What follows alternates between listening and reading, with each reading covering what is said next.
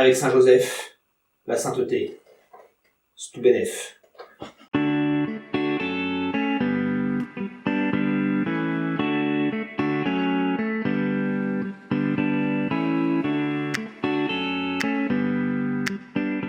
Chers amis, nous sommes depuis le 8 décembre, ainsi que l'a décidé le pape François, en année de jubilé, c'est-à-dire une année spéciale pour les chrétiens, pour faire la fête, pour se réjouir, autour d'une figure, une figure que le pape François apprécie beaucoup, et qu'il a voulu donner un petit peu comme modèle, un petit peu comme exemple pour les chrétiens. Cette figure, c'est Saint Joseph.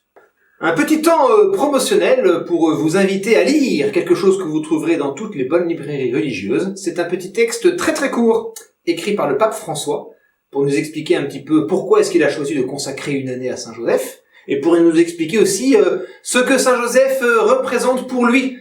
Et ça s'appelle Patris Corde.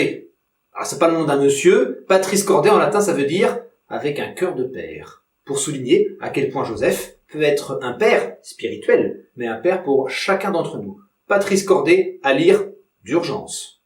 Saint Joseph, c'est le papa, en tout cas le papa sur terre, de Jésus. C'est une figure qui est à la fois très connue et en même temps un peu oubliée, mais c'est une figure qui est essentielle pour la vie de Jésus, et puis aussi essentielle pour la vie de n'importe quel chrétien. Qui est Saint Joseph ? Et comment connaît-on sa vie ? D'abord, on connaît la vie de Saint Joseph dans la Bible, avec cette chose étonnante que Saint Joseph ne parle jamais. Il dit pas un mot. Avec cette chose étonnante aussi que, à chaque fois que Dieu s'adresse à Saint Joseph, ça se passe dans un songe. Ça se passe dans la nuit. L'Évangile raconte qu'il s'est endormi juste après avoir appris que Marie était enceinte et qu'il n'était pas le père de l'enfant, et on peut imaginer son état d'esprit, l'état d'esprit dans lequel il s'endort. Il devait être complètement paniqué, le pauvre Joseph. Et puis en colère. Et puis il devait penser un peu peut-être à sa réputation, à ce qu'on allait dire de lui, à ce qu'il fallait faire.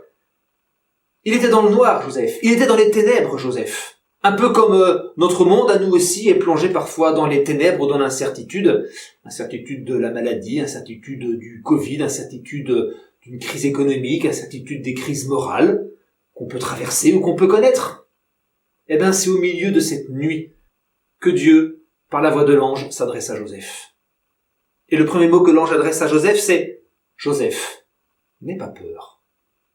Joseph, c'est l'exemple de celui qui nous invite à faire confiance à la parole de Dieu, à ne pas avoir peur. Avec Joseph, nous découvrons Dieu qui se fait proche de chacun d'entre nous. Avec Joseph, nous découvrons aussi celui qui accepte d'être l'humble travailleur à la vigne du Seigneur. Jésus a appris, grâce à Joseph, la vie de n'importe quel être humain. Une vie un petit peu reculée, dans un tout petit village. C'est dans ce village-là que Jésus a vécu pendant l'essentiel de sa vie sur terre, en termes de temps. C'est dans ce village aussi qu'il a appris aux côtés de Joseph un travail, celui de charpentier, celui de travailler le bois.